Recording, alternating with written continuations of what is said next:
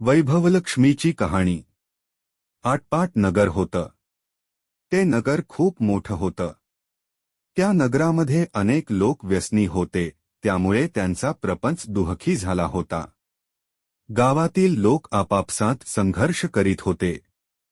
त्याच गावामध्ये सुनीता राहत होती। त्यांचा देवावर पूर्ण विश्वास होता। परमार्थाच्या आधारावरती त्यांचा प्रपंच सुखाने चालला होता। सुनीताच्या पतीला दुर्जनांची संगत लागली। ते व्यसनी बनले। त्यांच्या हातून काही कामधंदा होईना। घरातील पैशाची आवक कमी झाली। रोजच्या भोजनाचीही सोय होईनाशी झाली। सुनीताचे पती मनोहर भिक्षाधीश बनले। घरातील सारे समाधान नाहीसे झाले। घराची दारे मोडून दारिद्र्य आत घुसले। रात्रंदिवस सुनीताची काळजी वाढू लागली, उपासमार होऊ लागली, तरी पण तिने आपला पूजापाठ सोडला नाही। परमश्रद्धायुक्त अंतःकरणाने ती देवाची भक्ती करू लागली। एके दिवशी अचानक एक सत्पुरुष येऊन उभे राहिले। सुनीता घाबरली। सत्पुरुषाच्या झोळीत टाकायला तिच्याजवळ काहीच नव्हते। एका गरीब बाईने दिलेली शिळी भाकरी घरात होती। पतीच्या ताटात 2 घास वाढावेत या उद्देशाने तिने ती राखून ठेवली होती। परंतु सत्पुरुष दारामध्ये उभा राहिला, हे पाहून ती भाकरी आणली व त्याच्या झोळीत टाकली। सत्पुरुषाने त्या भाकरीचा स्वीकार केला।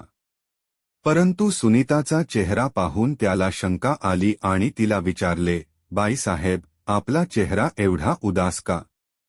त्यावेळी सुनीताने आपली सारी कहाणी सांगितली।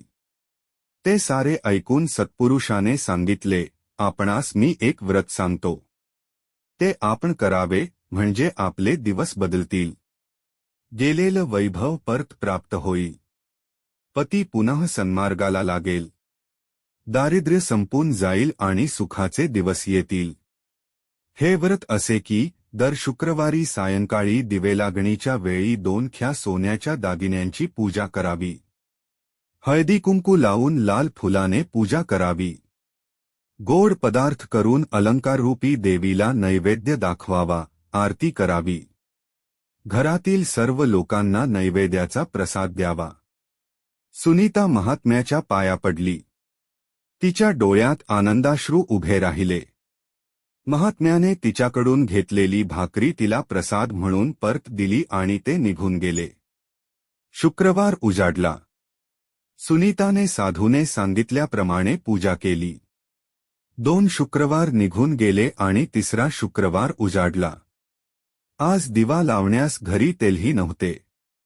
काय करावे हे तिला समजेना। अचानक दार वाजले।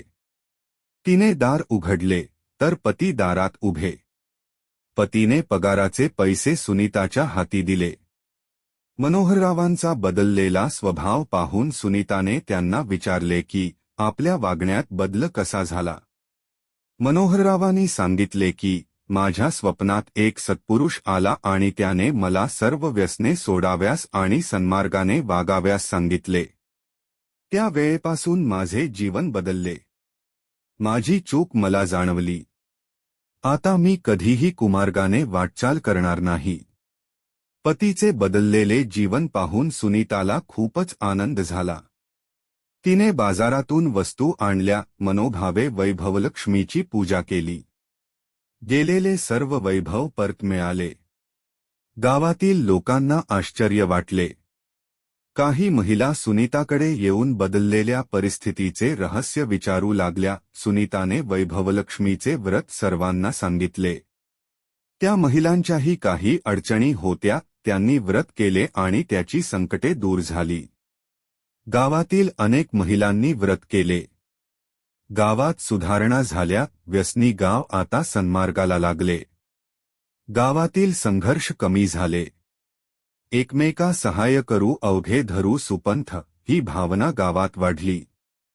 सुखासमाधानाचे सूर गावात निनादू लागले।